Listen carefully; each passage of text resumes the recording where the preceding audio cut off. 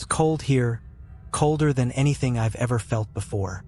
They say Alaska is the last frontier, but what they don't tell you is that there's something far darker out there. I'm lucky to be here today, but I've seen things I can't forget. I never thought I'd be the one telling this story, but here I am. If you're listening, I just need you to understand that this is real. Everything I'm about to tell you, it happened, and it almost cost me my life. I was out there, in the middle of nowhere, with nothing but the endless expanse of snow surrounding me. This wasn't your typical tourist trap. I wasn't on some guided fishing trip or hiking through some serene national park. No, I was with a group of experienced hunters, men who'd spent their entire lives in the harshest of conditions. Their names were Eric, Tom, and Scott, and they were the real deal. If anyone could survive the Alaskan wilderness, it was these guys. But we made a mistake. We shouldn't have gone out there. It was just supposed to be a quick hunting trip. Nothing too crazy. We'd been tracking an elusive moose for days, deep in the forests outside Anchorage. But on that third night, something felt off. We were camped in a clearing, the moon hanging like a pale ghost in the sky, and all of a sudden, I felt it. A pressure, like the air had thickened, like something unseen was watching us. I tried to ignore it at first. It wasn't like me to get paranoid, but there was a strange stillness in the air. The snow was too quiet. No rustling of wind, no chirping of birds, just the eerie silence. The others hadn't noticed yet, too focused on the fire and their stories about past hunts. But then it happened. A sound, faint at first, then growing louder.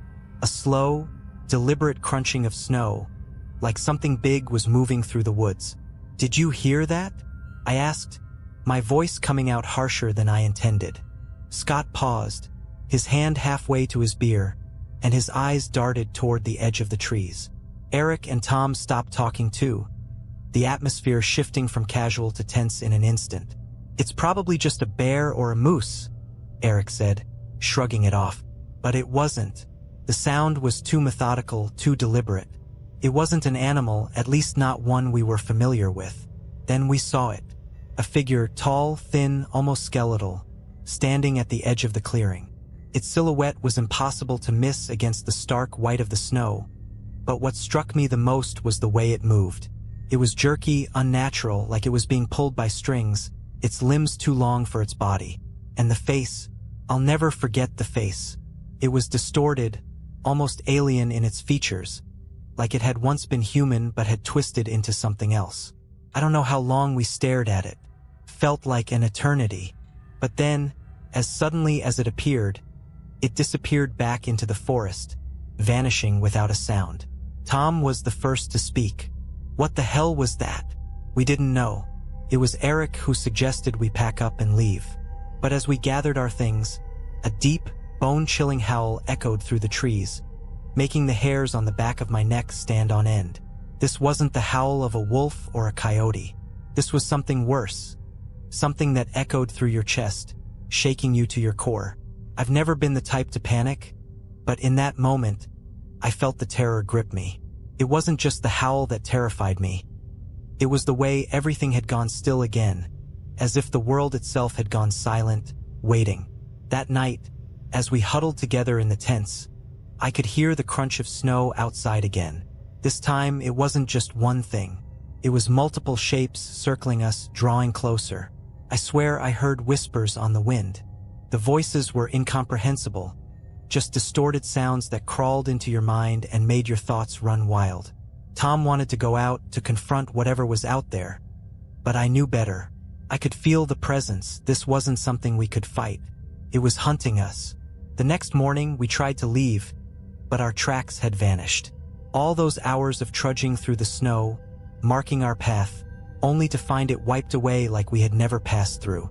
The forest had swallowed us whole. We weren't just lost, we were trapped. I don't know how long we were out there, but I remember the panic setting in. We hadn't seen any more figures, but that didn't matter. The feeling that something was watching, waiting, never left. Every crack of a twig, every rustle in the bushes, made our hearts skip a beat. We made it out barely. By the time we stumbled back to civilization, I was covered in frostbite, half dead from hunger and exhaustion. I never spoke to Tom or Scott again. Eric didn't make it back. They found his body a week later, in the exact spot where we'd last seen that thing. But it wasn't just his body that was found. His eyes, they were wide open, frozen in terror. But the worst part? There were no tracks leading to him. It was as if whatever had killed him had just appeared out of thin air. I don't know what we encountered out there, but I know one thing for sure. It was waiting for us. And it's still out there, somewhere in the Alaskan wilderness, waiting for the next group of fools to wander into its domain. If you ever go to Alaska, remember this story. Stay on the path. Never stray from the group. Because once you hear that howl, you may not make it out alive. The last thing I remember is the sound of the wind carrying something with it. Whispers, maybe, or something else. But I'll never forget it. I survived, but not without a price. Now, every time I close my eyes, I hear that howl again. I thought I could leave it behind. I really did. For months after we made it back to Anchorage, I tried to convince myself that what happened in those woods was just some bizarre, shared hallucination. Maybe it was the isolation, the exhaustion, or the sheer terror that made our minds play tricks on us. But as the months wore on, I began to realize something. I hadn't truly escaped. Started small. A nightmare here, a lingering sensation there, like I was being followed. But it wasn't until I received a call that I knew something wasn't right. It was late, maybe 2 or 3 in the morning. I was staying in a small cabin outside of Fairbanks, trying to rebuild my life after everything had happened. My phone rang, the shrill tone cutting through the quiet night like a knife. I almost didn't answer, but something in my gut told me I should. "Hello," I answered, my voice rough with sleep. "Ben?" The voice on the other end was crackling, almost distorted, but I could tell who it was right away. It was Scott. "Scott? What's going on?" I asked, sitting up straight in bed. His voice sounded panicked, frantic in a way I hadn't heard in him before. "You're still in Alaska, right? Still near the woods?" he asked, his words tumbling out in a rush. "Yeah, I'm not far from Fairbanks. Why? What's wrong?" He was silent for a moment before he spoke again, his voice trembling. "I saw it. It's real, Ben. It's real, and it's not just out there in the wilderness. It's here. It's in the city." I felt my heart drop into my stomach. My breath hitched in my chest as I tried to process his words.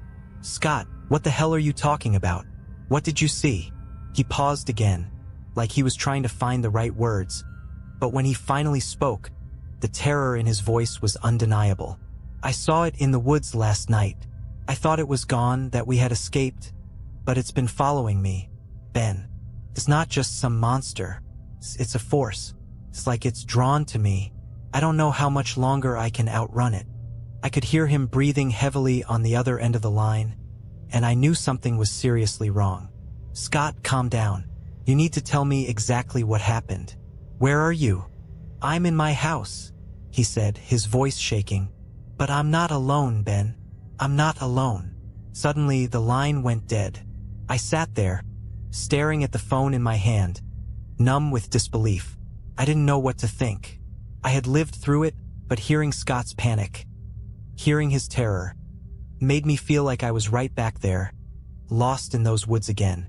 The same haunting feeling settled into my chest. Something was still out there. I grabbed my coat and rushed out of the cabin. I didn't know what I was going to find, but I knew I couldn't ignore it any longer. My feet barely touched the ground as I drove toward Scott's place in a daze. The snow was falling heavily, and the headlights of my truck cut through the blizzard like a knife through fog. It took me nearly 2 hours to get to his house. By the time I pulled up to the cabin, the place was dark. Too dark. No lights. No movement. I stepped out of the truck, the cold air biting into my skin, and walked to the front door. It was ajar just slightly, as if someone had left it that way in a hurry. My heart pounded in my chest as I pushed the door open, the old wood creaking under the pressure. "Scott," I called, my voice echoing in the silence. No answer. I stepped further into the cabin, the smell of stale air and something metallic filling my nostrils. As I entered the living room, I froze. The entire room was covered in deep red streaks, as if someone had painted the walls with blood. But it wasn't the blood that caught my attention. It was the figure standing in the corner of the room. It was tall, too tall, with limbs that were bent at unnatural angles. Its face was a twisted nightmare of sharp angles and black, hollow eyes, staring straight at me. The thing didn't move at first, but I could feel its presence, suffocating the air around me. Then it made a sound, a low, guttural hum, almost like a song.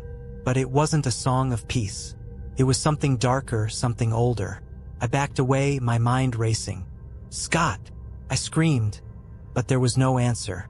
The thing took a step forward, its long, unnerving arms reaching toward me.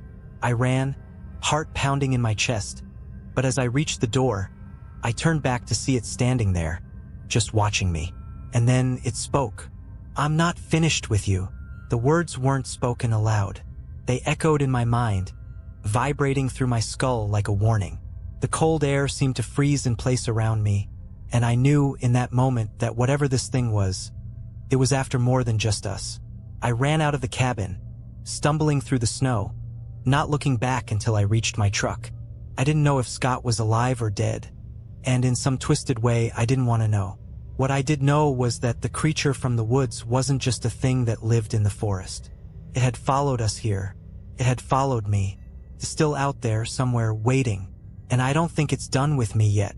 I don't know why I'm still here. I should have left. I should have packed up everything and gotten out of Alaska for good. But something, maybe it's guilt, maybe it's some twisted form of unfinished business, keeps me here. Every time I think about leaving, I hear that whisper.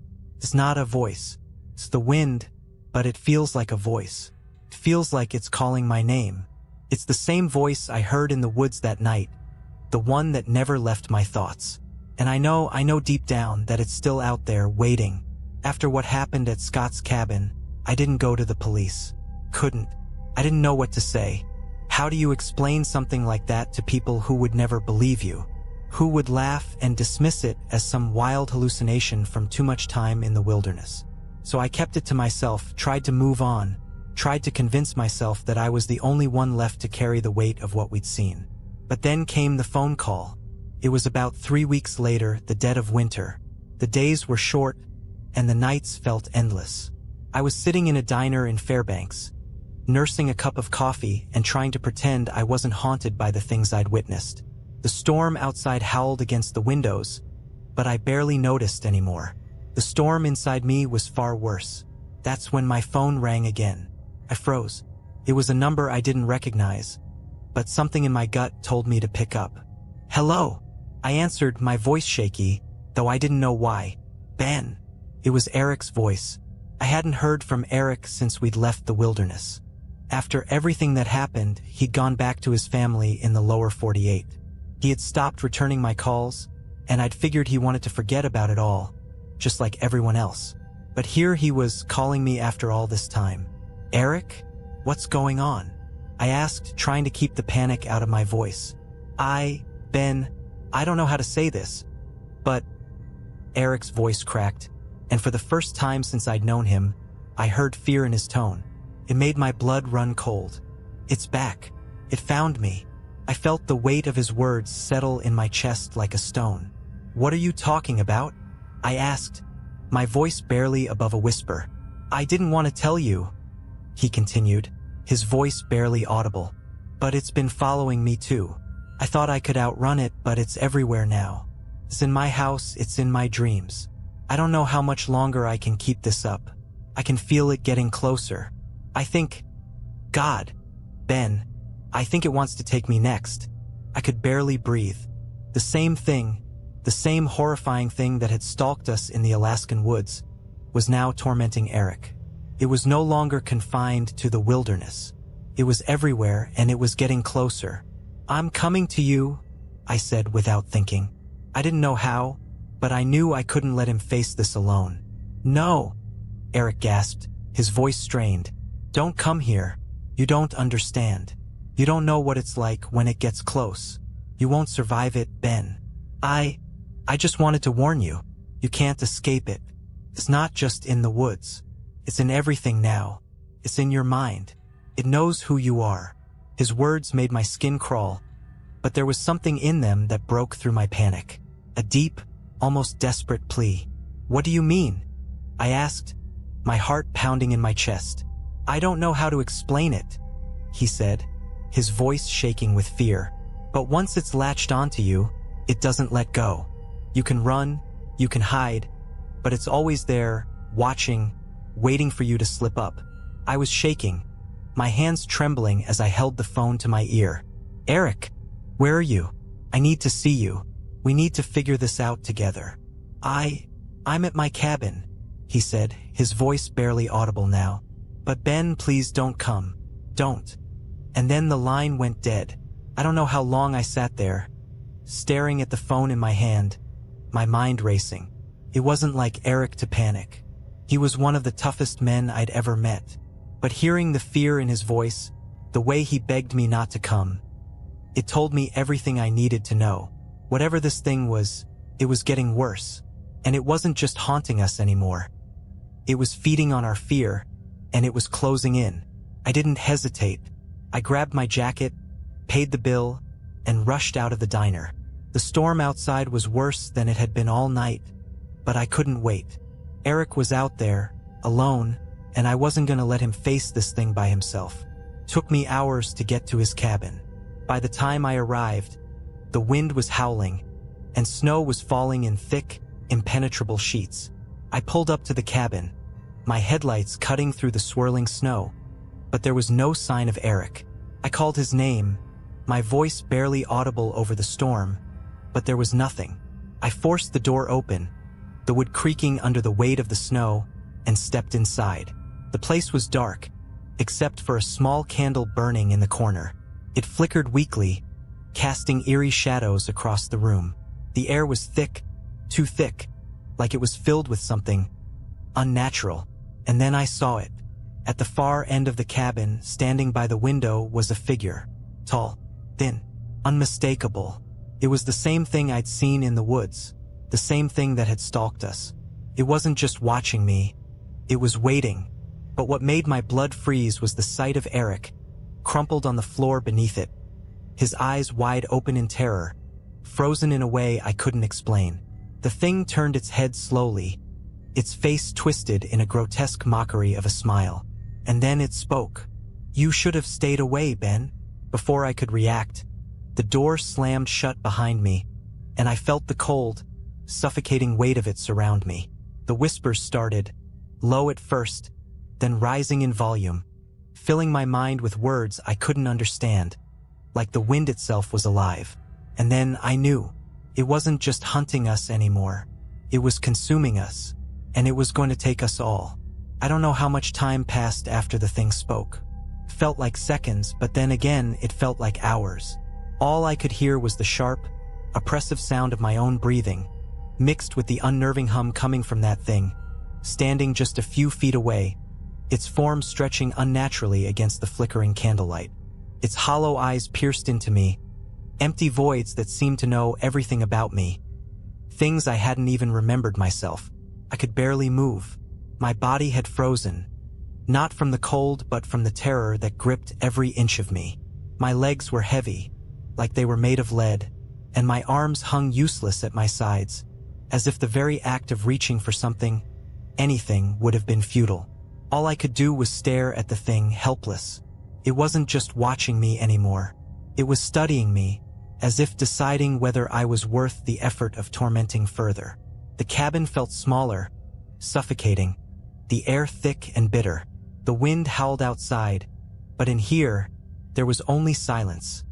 A deafening, oppressive silence. Then I heard it. The sound of Eric's voice, weak, raspy, barely a whisper. "Ben, get out. It's not too late." I turned my head, finally finding the strength to look at him, lying on the floor.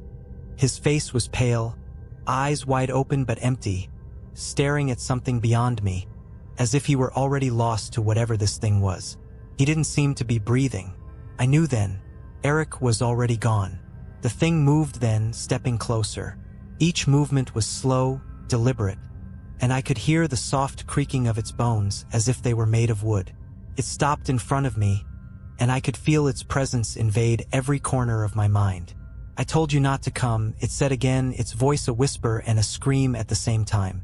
"Now, you belong to me." Before I could react, it reached toward me with one long, twisted arm. Its fingers, if you could even call them fingers, were sharp, talon-like, scraping the air between us. I could feel the cold radiating from them, a cold that went deeper than the skin, burrowing into my very soul. I stumbled backward, the horror overwhelming me, but I couldn't move fast enough. The air seemed to slow down, and I felt like I was trapped in some twisted dream, unable to wake up. It was all around me. Its presence, its words, its touch. I felt its fingers brush my cheek, and in that moment, I was sure it would drag me into the same frozen nightmare that had taken Eric. But then something changed.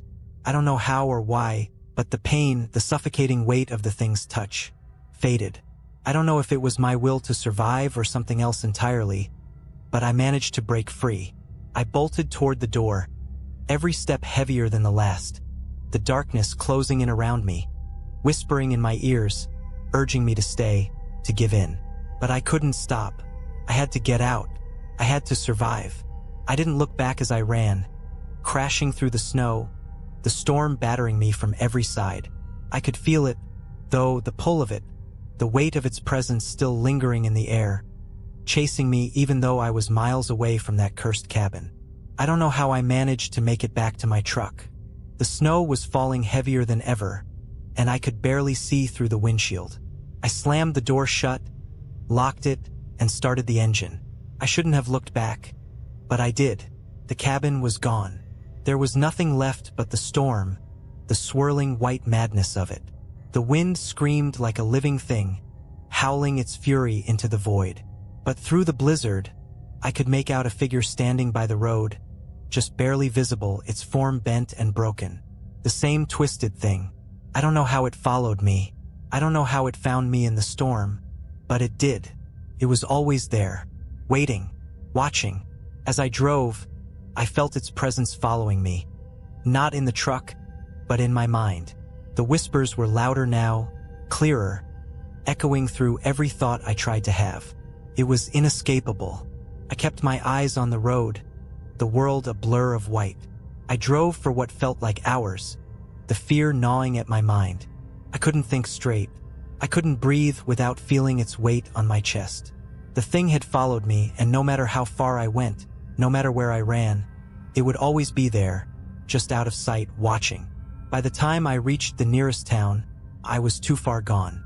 I had seen too much, felt too much, and I knew, deep in my bones, that it wasn't over. It would never be over. Not for Eric, not for me, and certainly not for anyone else foolish enough to think they could outrun it. I moved away shortly after that. I never stayed in one place for too long. I kept to the cities, the crowds, hoping the noise would drown out the whispers in my mind. But I know now. I know what I didn't understand before. The thing, whatever it was, isn't just a creature. It's not bound by the laws of nature or time. It feeds on fear, it feeds on the dark corners of your mind, and it follows you. It doesn't need to be in the woods. It can be anywhere. And that thought, it's always with me. Because no matter how far I run, it's still out there, somewhere, waiting for me. Waiting for the next person to wander too far off the path. Waiting for the next soul it can claim. And this time, I don't think I'll be able to outrun it. I wish I could say that moving away, leaving Alaska behind, somehow broke the curse. That I found peace, that the whispers faded, that I was finally free. But I wasn't. The thing, I can't even call it a creature anymore, wasn't just something confined to a specific place or time. It was like a shadow, an inescapable part of me, of my mind. I would hear it in the middle of the night, the cold air pressing against my skin even in the warmth of my new apartment. The whispers didn't just come from the dark corners of rooms anymore. They came from inside me. They twisted my thoughts until I could no longer tell where my fear ended and where it began. It started to affect my sleep, then my relationships. I couldn't keep a job. I couldn't keep a friend. How could I, when the only thing that filled my thoughts was the thing I'd seen in Alaska, the thing that haunted me with every breath I took? I tried everything. Therapy, meditation, medication. Nothing helped. Because no matter what I did, I couldn't escape it. And then, it happened again. It had been a year since I'd left Alaska, and I thought I was getting better.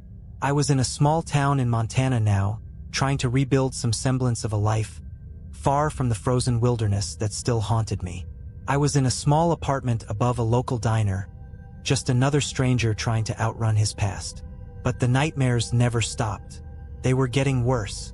I woke up one night, drenched in sweat, the scream of the wind outside carrying the same eerie, haunting tone that had plagued me since that first night in the Alaskan wilderness. My body was trembling, but I forced myself out of bed, trying to shake off the feeling of dread that clung to me like a second skin. That's when I saw it. There was something in the corner of the room. I had no idea how it had gotten there, no idea when it had arrived. The shadows of the room seemed to twist and bend around it, as if the very air had contorted to accommodate its presence. At first, I thought it was a hallucination, the product of a mind too far gone. But then I saw it, those long, twisted limbs, the way the figure stood unnaturally tall, its silhouette unmistakable. Its face was a blur, just a mass of darkness where features should have been, but I could feel it. I could feel it staring at me, the hollow, vacant eyes, the coldness that chilled my very soul. I froze. For the first time since that night in Alaska, I couldn't move, couldn't scream. The fear was so intense, so paralyzing, that it wrapped itself around me, suffocating any thought of escape. The thing stepped closer. The floor creaked under its weight, though there was no weight to it, not really.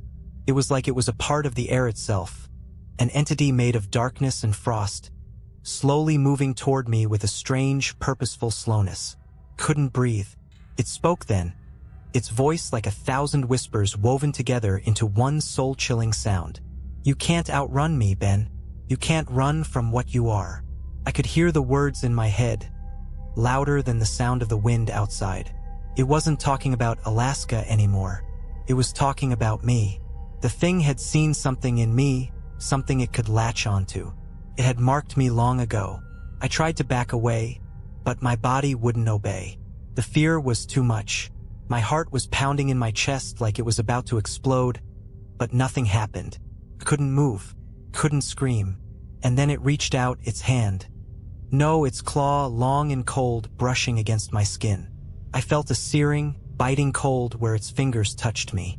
My whole body screamed for me to pull away, to fight, but I couldn't. The moment it made contact, I felt the memories flood back. The forest, the snow, the moonlit sky, the thing in the darkness watching us, waiting for us to make the wrong move. It wasn't just a monster, I realized.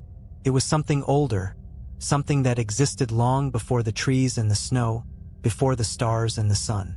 It was a presence, a force that consumed not just your body, but your mind. It fed off your fear, and it fed off the very idea of escape. But as its cold fingers gripped tighter, I did the only thing I could think to do. I fought. I didn't think about it. I didn't plan it. But I gathered every ounce of strength I had, and I pulled away. Not physically, I couldn't do that, but mentally. I fought it with every thought, every memory of what I had survived, what I had already gone through. I remembered the woods. I remembered the howling wind. I remembered Scott, Eric, the terror. And with everything I had, I reached into the darkness. I don't know how it happened. Maybe I just willed it.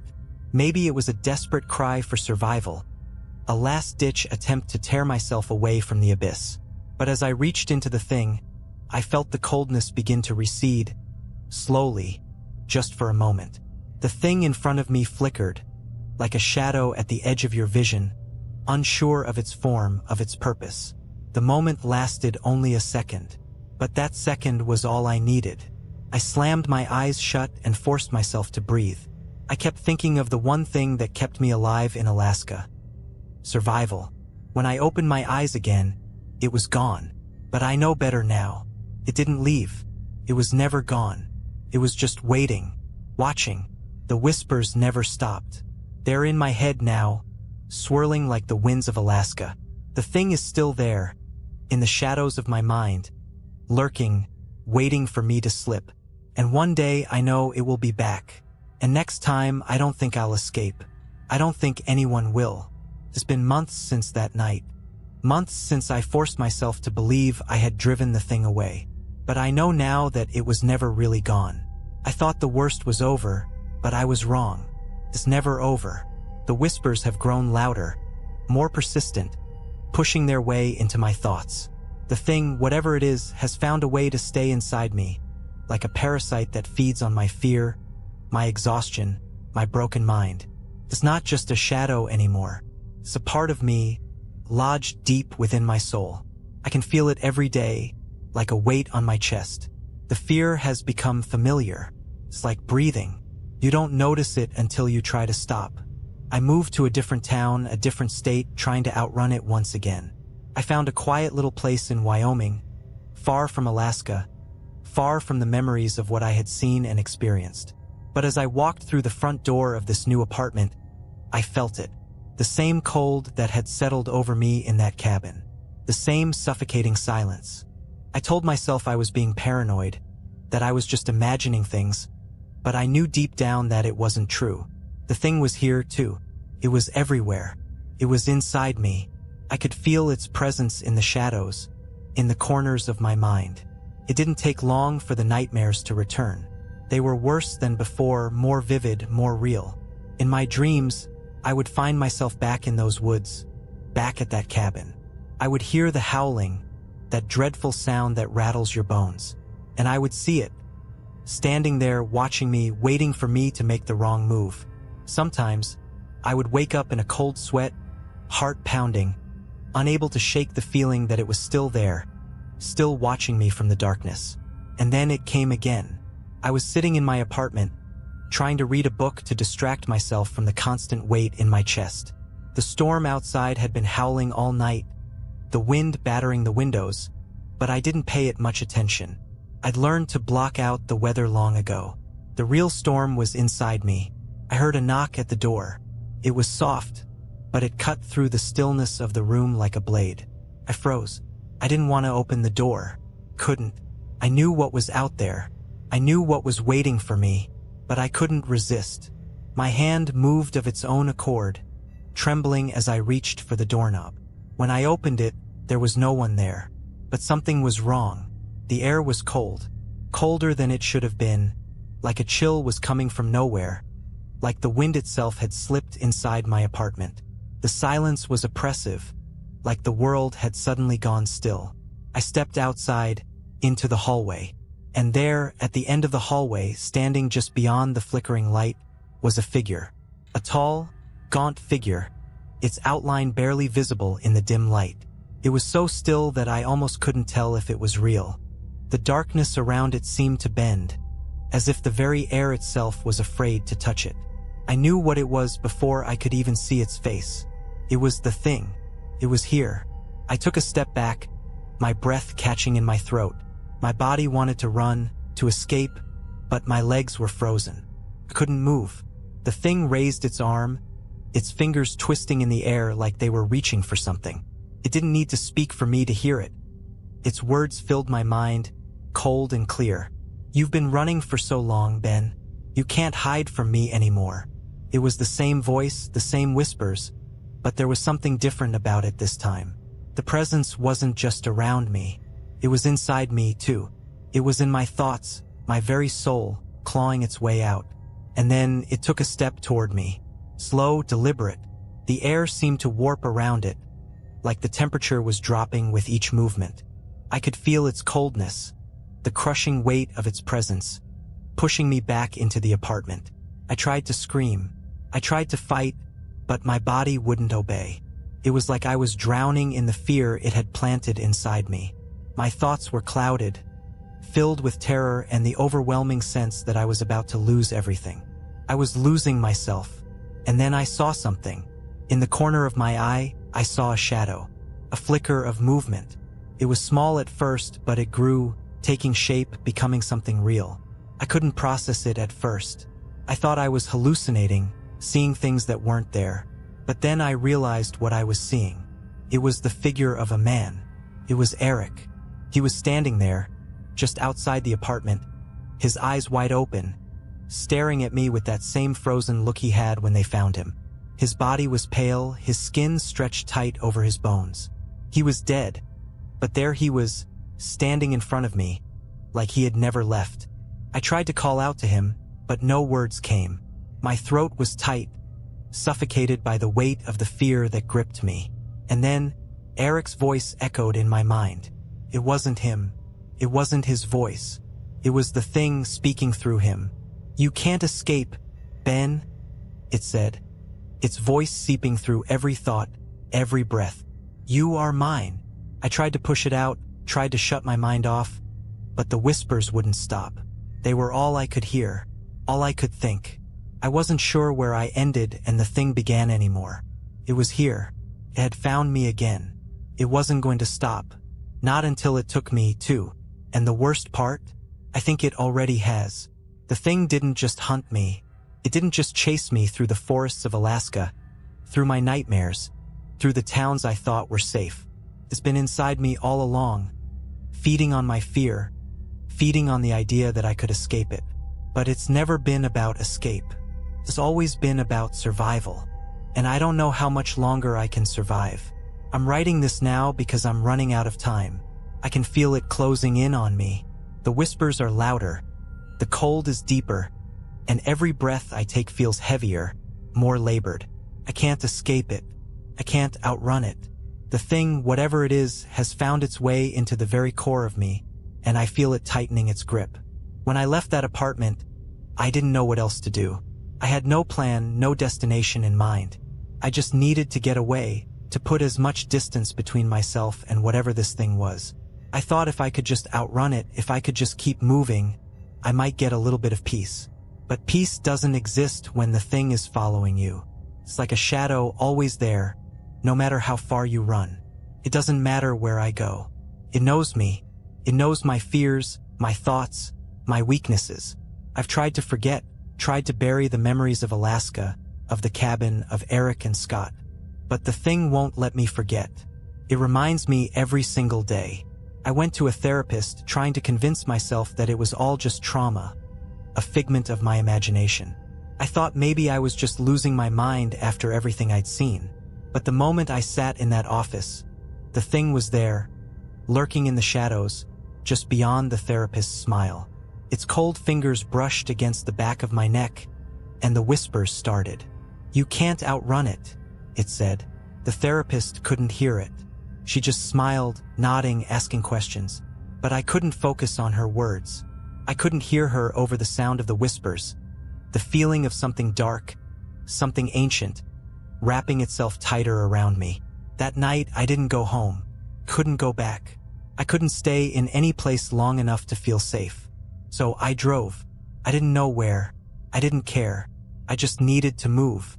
The road stretched out in front of me, endless and dark, the headlights cutting through the night. The snow flurries danced around the truck, swirling like a blizzard. But there was no escape. There was never an escape. Hours passed. The cold inside my truck was unbearable. The heat was on full blast, but it didn't matter. The cold, the real cold, was inside me now. That's when I saw it again. Out of the corner of my eye, I caught the flash of something in the distance. Too far to make out clearly, but familiar. Something tall, too tall. I thought my mind was playing tricks on me, but I knew it was the thing. I slammed on the brakes, the truck sliding on the slick road, but I didn't stop. Couldn't stop. I had to see. I had to know if I was right. The figure was standing in the middle of the road, just staring at me. Its limbs were outstretched, its form bending in ways that made my stomach twist. Couldn't breathe. I tried to reverse, but my hands wouldn't move. My body was frozen in place, my eyes locked on the thing in the road. It stepped forward, its limbs jerking in unnatural angles, dragging itself closer to the truck. I could see its face now. Its hollow eyes stared at me, cold and vacant. Its mouth didn't move, but the whispers filled my head. "You'll never escape," it said, its voice seeping into my thoughts, making everything else fade away. "I've always been with you." I couldn't think. I couldn't even scream. My heart pounded in my chest, My hands gripped the wheel so tight my knuckles ached. The thing was so close now, I could feel its coldness crawling through the air, settling into my bones. I thought it was the end. I thought it was finally going to take me. But then, something strange happened. I wasn't sure if it was a dream or a delusion, but for a moment, I saw a flash of light, a bright, blinding light, and the thing in the road faltered, its form flickering like a broken image on a screen. It froze, just for an instant, like it wasn't sure how to respond. And then it was gone. I don't know how. I don't know why. I didn't waste a second. I floored the gas pedal and drove. I didn't stop. I didn't look back. I haven't stopped since. I'm not sure where I am anymore. I don't know where I'm going, but I can feel it. The thing is still here, still with me, lurking in my mind, waiting for me to slip. It's still out there, somewhere in the shadows. I'm not sure how much longer I can keep running. The exhaustion is starting to catch up to me. The whispers are getting louder, more insistent, and I can't escape them. But the worst part? I don't think I want to anymore. The thing isn't just a force of fear. It's a part of me now. It's inside me. It's inside my soul.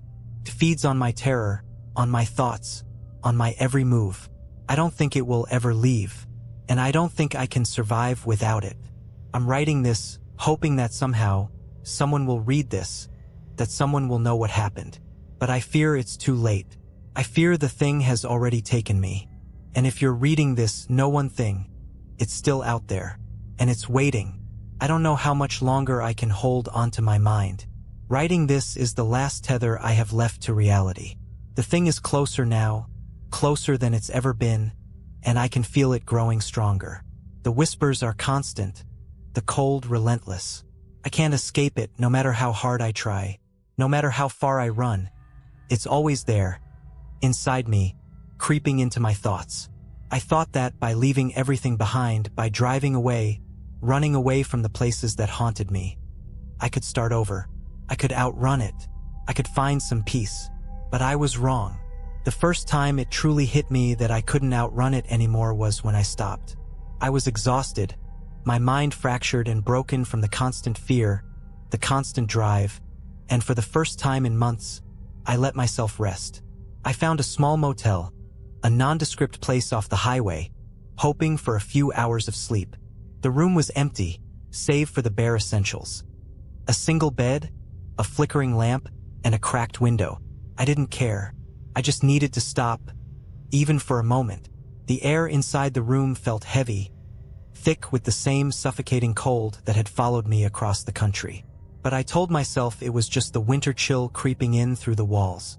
I laid down on the bed, my eyes closing in an attempt to silence the relentless pounding of my heart. But the moment I closed them, I saw it again. It wasn't just the thing, it was the place, the forest. The trees were towering, their branches twisted and warped. The snow beneath my feet was deeper than it had ever been. I could hear the wind howling, the world around me moving in a slow, surreal motion, like I was trapped in some terrible dream. And there it was, standing in the distance, watching me. The thing. Its form stretched tall and skeletal, its black eyes glaring through the darkness. I tried to turn away, tried to run, but my legs wouldn't move. I was frozen in place, unable to escape its gaze.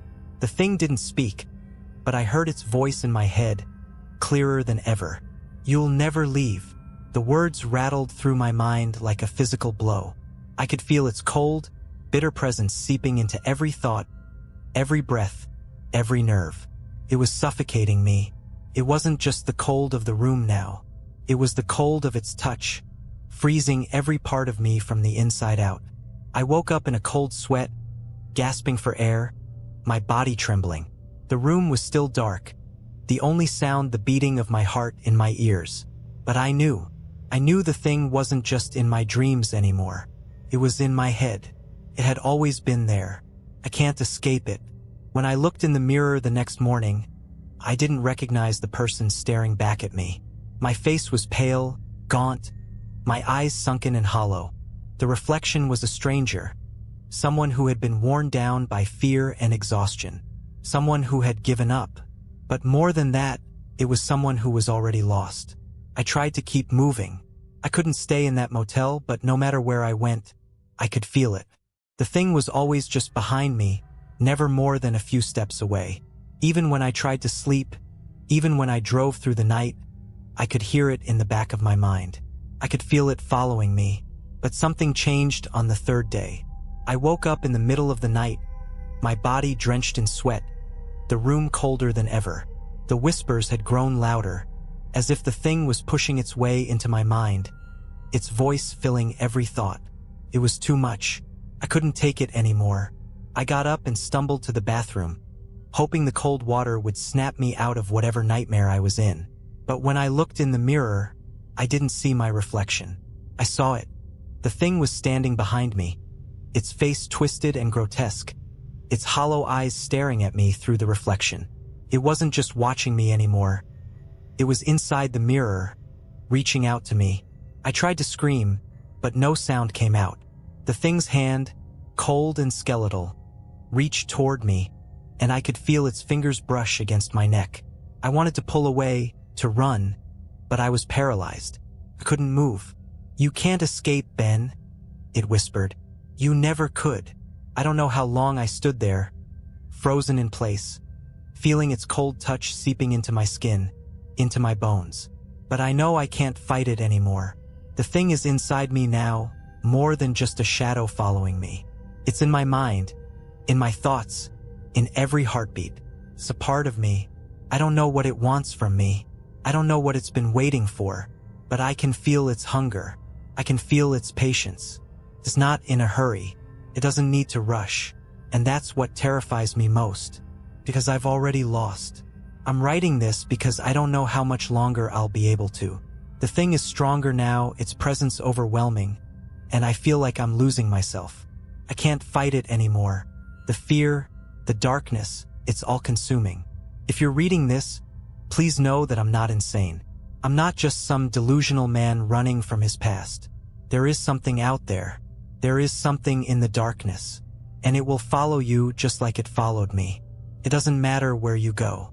It doesn't matter how far you run. It will always find you. Found me, and now it's going to take me. And once it does, there's no coming back. I'm writing this because I can't let it win. Not without leaving something behind. Not without someone knowing the truth. But I know now. It doesn't matter. The thing has won. And now it's time for me to go. I never expected to see another day. The thing, it's inside me, twisting and warping my mind until I'm not sure what's real anymore. I'm losing myself, losing everything. The thing whispers constantly, urging me to give in, to stop fighting, to embrace it. But I can't. Even though the darkness is pulling me in, even though I feel it tightening its grip around my chest and my thoughts, there's still something inside of me fighting back. A small part of me that refuses to let go, that refuses to become what it wants me to be. A part of me that is still trying to survive. I don't know how much longer I have. The thing is growing stronger, and I feel myself slipping further into its grasp. I've been driving for hours, lost in a haze, not even sure where I am anymore. The snow is falling heavily outside, blanketing everything in white, but it feels like the storm inside me is much worse. I don't even know what day it is, but I can feel the end coming. I can feel it in the cold that wraps around me, in the whispers that fill my mind. The thing is getting closer. It's closer than ever before, and I can't escape it. I don't know how much longer I can keep running. The road is endless. I've been driving through this frozen landscape for what feels like days. The world outside is just white, a blur of snow and shadows, the headlights of my truck barely cutting through the storm. It feels like I'm trapped in some endless nightmare, where time doesn't exist and the only thing that matters is the thing that is hunting me. But then something changes. I see it. In the distance, at the edge of the road, there's a shape, a figure standing there still and silent in the storm. I can barely make it out through the snow, but I know what it is. I know who it is. It's the thing. But something's different this time. It's not the same twisted form I've seen before. This time it's standing still, not moving, just waiting. It doesn't approach me.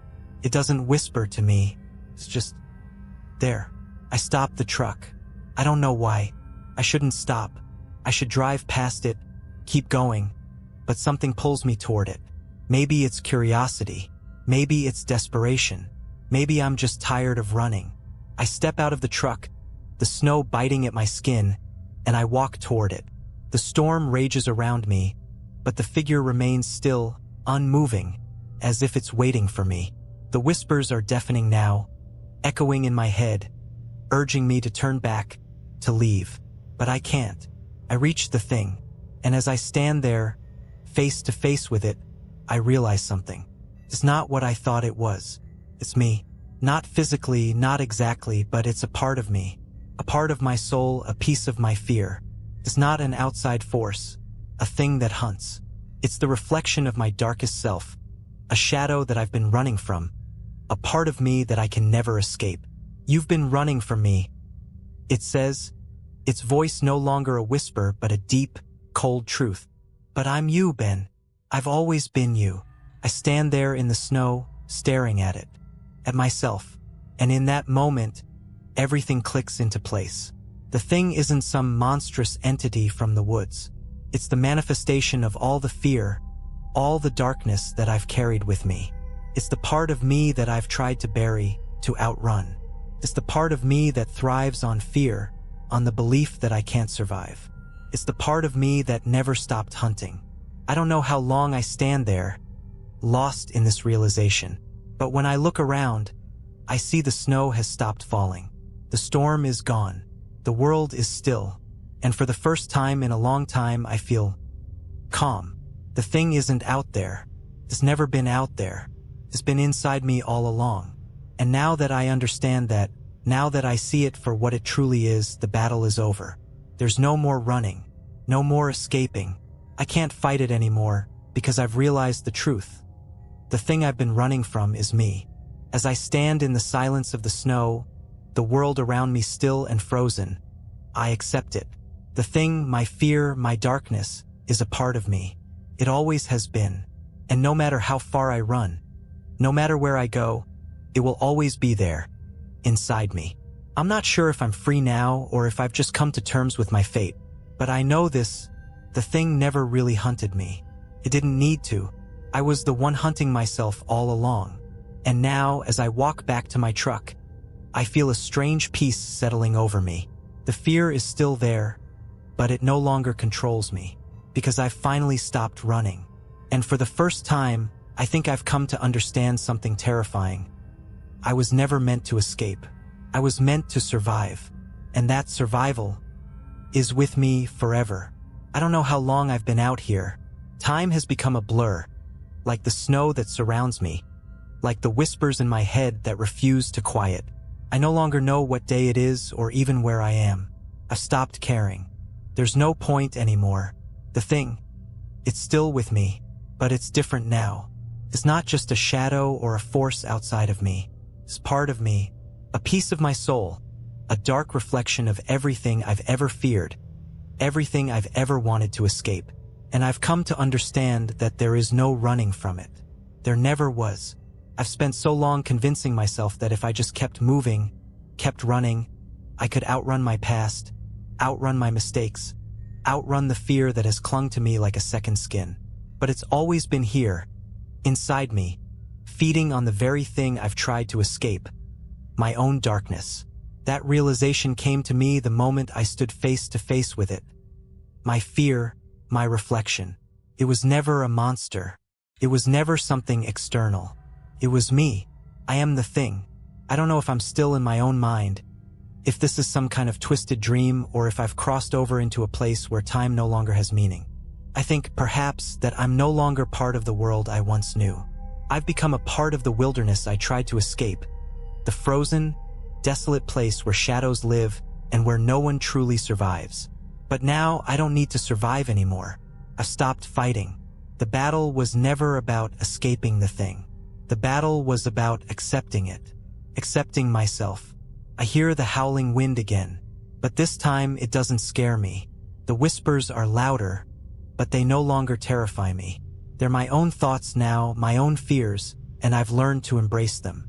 The cold in my bones has become familiar, almost comforting. I feel it seeping through my skin into my soul, and I realize that the thing, it is me. The darkness in me has always been there, just waiting for me to acknowledge it. The more I fought it, the more it thrived. But now that I've stopped running, now that I've finally stopped fighting, the coldness is not so terrifying. It's just there, just like me. I'm standing in the middle of the road, lost in the snow, and I can't help but wonder if anyone will ever find me. But I don't care. The thing is part of me, and I've finally accepted it. I've stopped fearing it. I realize now that I was never supposed to outrun the thing. I was supposed to understand it. I was supposed to let it in, to stop running from the dark corners of my own soul. The thing doesn't control me anymore. It never did. It was always a reflection of my own fear, my own failures, my own brokenness. I know I'll never be free of it. I don't think anyone ever truly is. We all have our shadows, our darkness, waiting to consume us if we let it. But that's not the end of the story, because survival isn't about outrunning it. Survival is about living with it. And so, as I stand here in the snow, with the whispers and the cold pressing in on me, I don't fight it. I don't try to run. I simply exist, a part of the very thing I once feared, and I accept it. I accept myself. And maybe, just maybe, that's the only way to survive this. Maybe the thing never wanted to take me. Maybe it only wanted me to see the truth. That it's not the thing outside of us that we need to fear. It's the thing within. And once you accept it, once you stop fighting, you can finally stop running. And maybe, just maybe, you can find peace in the darkness. But that peace comes with a price. I paid it long ago.